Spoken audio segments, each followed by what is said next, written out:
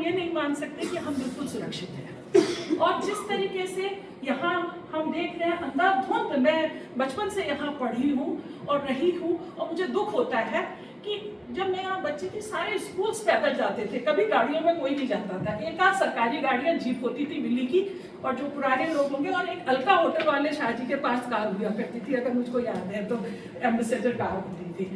पता नहीं सडनली इतनी कार की जरूरत, उसके साथ दुपहिया वाहन, तब भी लोग पढ़ते थे, तब भी बच्चे स्कूल जाते थे, आज भी जा रहे हैं। इतना फर्क पड़ा है और इतनी ऊंची ऊंची इमारतें बन रही हैं। अब हम कहें कि नहीं, लॉ बने थे तो फिर उनका इम्प्लीमेंटेशन क्यों नहीं हुआ? जिस समय वो बन रही थी इमारतें, उसी समय उनको क्यों नहीं रोक दिया गया कि भाई इतना बड़ा, इतनी ऊंची इमारतें बनने के लिए हमारे पास संभावनाएं नहीं है। जो हमारा ट्रेडिशनल इकोलॉजिकल नॉलेज थी, क्या वो लोग थे छोटे घर बनते थे, पटाल उसमें लगती थी, बर्फ पड़ती थी, तो उसके अनुसार हमारे घर बनते थे और काफी उसमें हम सुखद रूप से रहते थे। उसके बाद मैं बहुत ज्यादा इसमें नहीं बात करूंगी क्योंकि बहुत देर से हम लोग बैठे हुए और ठंड ले रहे हैं। बायोडाइवर्सिटी हमारी बिल्कुल, हम जान रहे हैं कि मोनाल जैसा पक्षी, जो कि हमारा राष्ट्रीय पक्षी भी है, हम केदारनाथ में हम तब भी तीर्थाटन करते थे, तब भी लोग जाते थे, और उनका एक तीर्थाटन का एक उद्देश्य होता था कि एक एज उससे जुड़ी हुई थी। लोग सब लोगों से मिलते हुए जाते थे कि भाई वापस लौटेंगे या नहीं लौटेंगे, और घर आके बड़ा एक अनुष्ठान किया जाता था।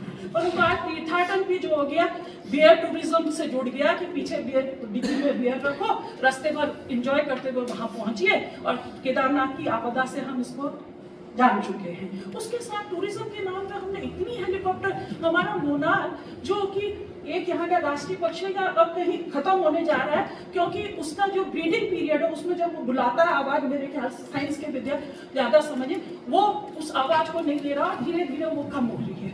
उसी तरीके से हमारे कई पक्षी इससे प्रभावित हो रहे हैं, कई चीजें प्रभावित हो रही है। अभी मैं कुछ दिन पहले आदि कैलाश और गई ओम पर्वत देखने, मुझको बड़ा अच्छा लगा कि वहाँ के लोगों ने, गुंजी और कुटी के लोगों ने कहा नहीं, हम हेलीकॉप्टर यहाँ नहीं आने देंगे। जिसको आने होगा, वास्तव में इच्छुक होगा, वो किसी तरीके से गाड़ियों से वहां पहुंचेगा या ट्रैकिंग करेगा। दुर्भाग्य क्या है कि हमारे यहाँ टूरिज्म के जो 3 पक्ष थे, तीर्थाटन, देशाटन और पर्यटन, वो तीनों एक हो गए हैं। हमने तीनों को एक कर दिया है। हम तीर्थाटन में देशाटन भी करना चाहते हैं, देशाटन कम, पर्यटन ज्यादा करना चाहते हैं।